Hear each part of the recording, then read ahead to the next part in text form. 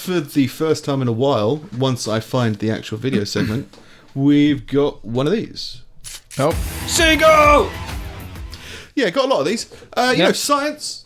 I know science. Yeah. Well, apparently, I just read this the other day. Shaking your head to get water out your ears could be causing you loads of brain damage. Don't do that anymore. Shit. Yeah. You know that thing everyone does and kids do loads? Yeah. Brain damage all the way. Oh, shit. But brain damage isn't necessarily a bad thing.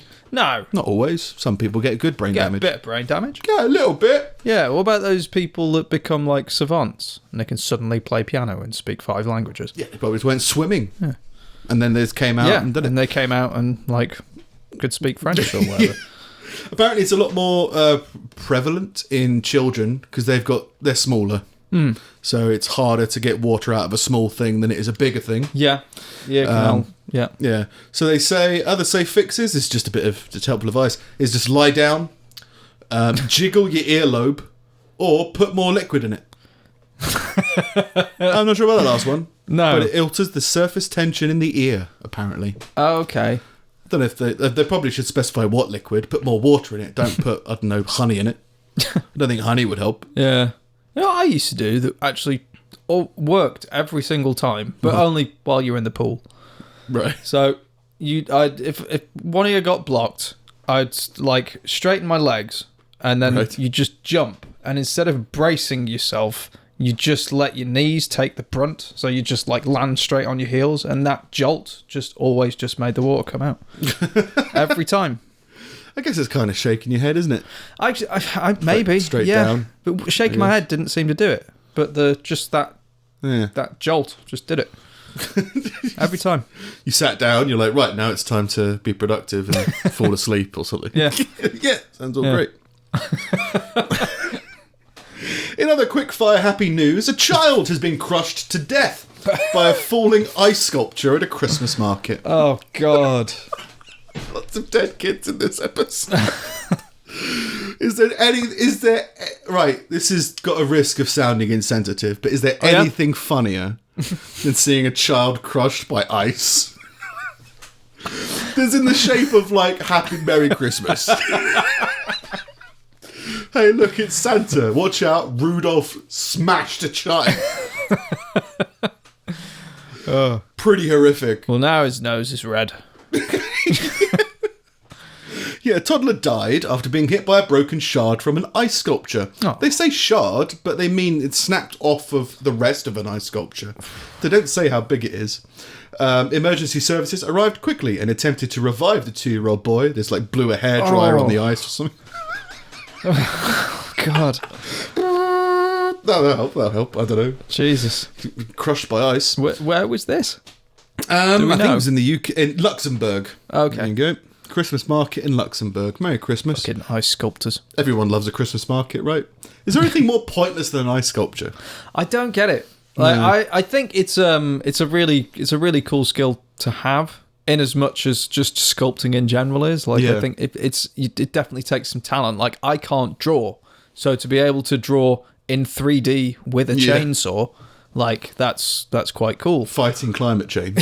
Yeah, but there is something that's like, why ice? Yeah. Like, it's people love it. That's the thing that I don't understand. People have them like people that have it at weddings. What is that? And corporate events. Yeah. Was it like vodka fountains or something like that keep vodka it cold? luge. The vodka luge. That's from something, isn't it? That's the only thing I know it from. The vodka luge. That was part of a sketch or a scene or something in a film or a comedy show. Something like that. I don't know. Jack D did a bit about luges, but I don't know about the... Yeah. Anyway, so that kid got crushed by ice. It's just Merry Christmas. I don't like Christmas markets. I don't like the fake joy people try and inject into their lives. I enjoy it. I'm sure you do. But that's there's another 2020 thing that might be coming your way. I don't know. All right. I might start and it's a weird balance. I don't want it. You said before you don't enjoy it when I come in and ridicule your soul, right? You just feel a bit. I'm always like, this is great, right? You're like, oh, no, I'd rather you didn't. So I might try and do that. But again, violent things might come out of it. I've come to expect it. Yeah, but you're still taken off guard sometimes. It's being forced into situations where I'm having to defend something that I never thought I'd have to defend. Coffee pot, whatever it was. Yeah. USB cable. What you gonna have for you, prick? So I might try and stop doing that. But it's that very thing that really, just gets to me in some way. It's the fake joy. And there's nothing more fake joy than half an ice sculpture of a reindeer smashed into a child's face. That's real joy. Yeah. And lastly, in the quickfire segment, we promote social media. You ever thought about becoming an influencer of some kind? No. No. What do? They just advertise. I was at a shoot stuff a few months back, and there was a girl. It was quite a fashionable place, and there was a girl that showed up because it was like an open night thing, and she introduced herself to me as an influencer, and she was like 17. Right. I looked at her Instagram, and she had like 100 followers. I was like, "Oh, you're not very influential." Influence those people. Like, like it's one of those things. It's like, it feels like when I grow up, I want to be Kim Kardashian. Yeah. Like, what is the point in you? But it's a valid thing. I mean, people who have social media followers to be sponsored, essentially. Yeah. And I've known people with few Instagram followers who have been approached by sponsors of some kind. It used to be blogging. It used to be like, well, I've made a blog and now people respect my opinion. And I can 100% get behind that because you've got this body of work. Like that says everything we need to know about who you are and why we should trust you. But like, not just be on Instagram and show up at places. Well, it's just traffic. Same as everything, I guess. It's just web traffic. Yeah. It's like, well, if 300,000 people see your image, if they see it with Scooby-Doo in the background, they might buy more Scooby-Doo lunchboxes. So we need to start doing this. Yeah. But it's as well as products, they also try to sell a lifestyle, I assume, again, to try and get products associated with that lifestyle. Yeah. So this influencer is an arsehole sunbather. What?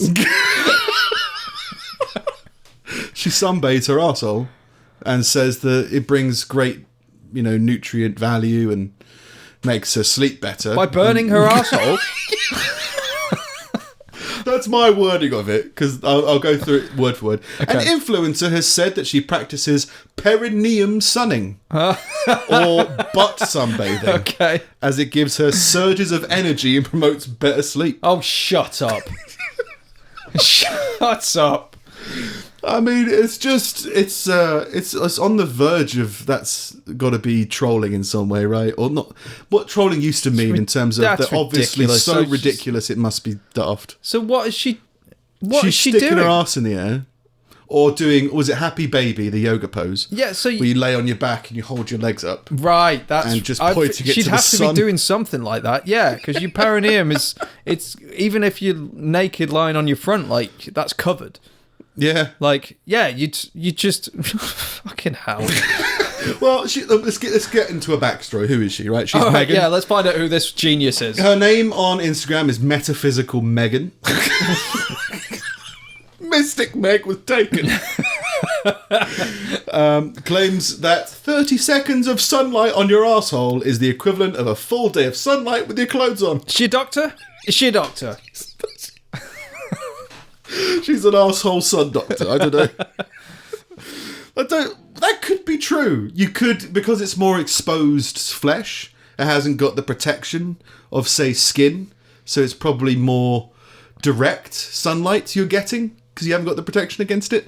But I don't know. Maybe not. Don't point your arsehole towards the sun every day. It's bollocks. Count to 30. It's bollocks. I love that. And again, everyone's searching for answers. That's why there's these things, right? In their arse. So they're like, I need more cosmic solar radiation in my arse. That's gonna help with everything. That's gonna put everything together. Who has told her this? She probably figured it out herself. I just worked it out myself. I did it one day, and suddenly I fell asleep, and I was like, "This is great." Yeah. She goes on to claim it's actually an ancient Taoist practice. perineum sunning is an ancient Taoist practice that originated in the Far East. In Taoism, the perineum, or Hui Yin, is called the gate of life and death. The gate of life. No, the perineum. That's the point in between. Yeah. Yeah. So, you can't show your arsehole to the sun without seeing the perineum, I guess.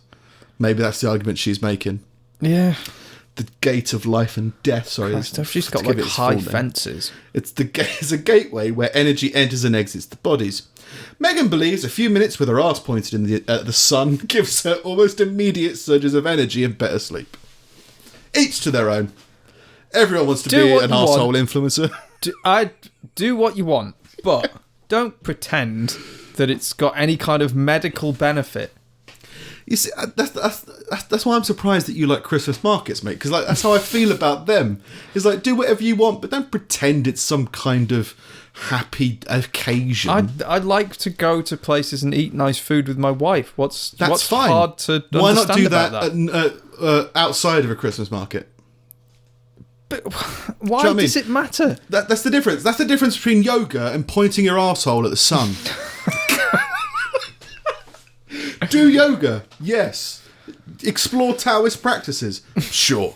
But don't try and say that if you're having trouble sleeping, try putting more of the sun up your ass. It's just that different thing. It's like, do whatever you want to do, but just it's the image that they create in their own mind to justify something that doesn't need justifying. It's okay to go to a market and eat food. It's okay to go to a market where there's people singing. But the fact that it's got to be, it's Christmas. Where's the snowman? Well, it's only there at Christmas, though. Sorry? It's only there at Christmas. We go to other markets. Yeah. But then why does it have to be a festive thing? Why can't it be like, let's have food? Why does it have to be about the death of Christ? Or the birth of Christ? Forget which one. Why have we got to bring Christ into this? Leave him alone. I'm not justifying this. 2020, I'll probably stop.